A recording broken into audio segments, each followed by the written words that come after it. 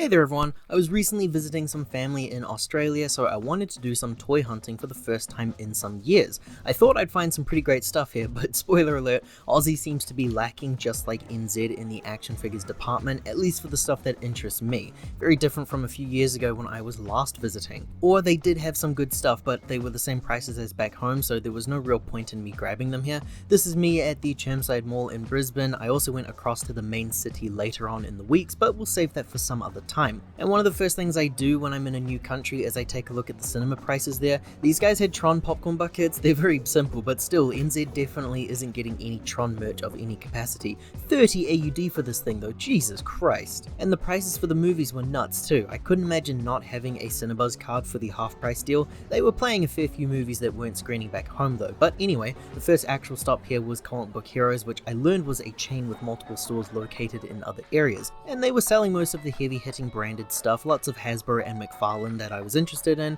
and some figures that I had not yet seen in person too. Nice stuff, but the cooler items were the older throwback toys of the 90s and 2000s. It does feel surreal to hold these packaged toys again so many years later. My love of horror, for instance, started from being fascinated with the NECA and McFarlane output, a couple of brands and licenses that I have covered here on this channel, and I thought the prices were pretty fair, but I wasn't looking to be spending too much while I was away. Also, luggage space is an issue, of course. I saw Simpsons, Tomb Raider, The Muppets, X-Files, some really special throwback stuff. As far as the main mall itself, these stores were the hot ticket places for me. A shop called CEX, beg your pardon? They're pre-owned physical media shops that I fell in love with when I was here last time. These stores aren't in NZ, so as someone who loves his Blu-rays and video games, these are some necessary visits. Some of the rarer titles are so expensive, and it sucks when it's a licensed game that people said at the time was terrible. Out of print stuff is just always really sought after. The last time I was here some years ago, I got some Vita games. The collection is a lot smaller today than it was last time, and yeah, a lot of the games found for the 7th gen consoles are found everywhere. So many copies of multiple Assassin's Creed games.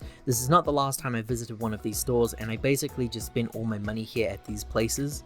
I think the bigger, cheaper outlets in Aussie were places like Big W and Kmart and Target. These are the stores that I thought I'd be able to find some good clearance action figures, because it's usually the equivalents back home that have the better sales. If you're into dolls, they had heaps of special types compared to back home. I didn't film too many, but the prices here were cheap too. These Wednesday dolls being on sale here are $90 NZD back home. As far as everything else goes though, it was just like being back home. The Lego here was pricey, the action figures were almost non-existent for a collector like myself, but there were loads of stuff there for the younger fans like How to Train Your Dragon and Mr. Beast stuff, so it was a bit disappointing from here.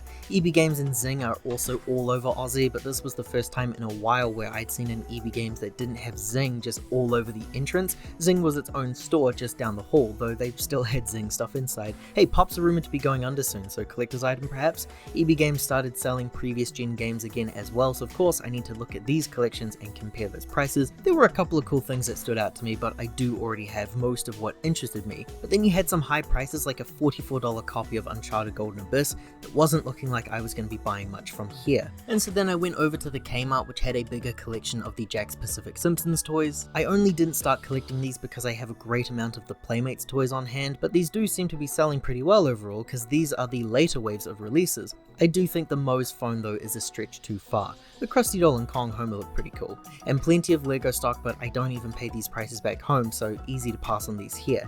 Anyway, then I caught a bus to the other side of town for a movie, but that basically wraps us up. I was really surprised to see just how similar the stores were now compared to the ones that I frequent back home. I wasn't able to make my way to any hobbyist stores or anything of that variety, unfortunately, so I just had to stick to like the main branded malls. I probably would have fared better results if I'd gone out of my way though. And also I learned that maybe some conventions had just happened or they were about to be happening after I left, so it was just off timing. I did again though make my way out to the main city where I bought some pretty cool stuff, so be sure to stick around for coverage for that over the coming weeks.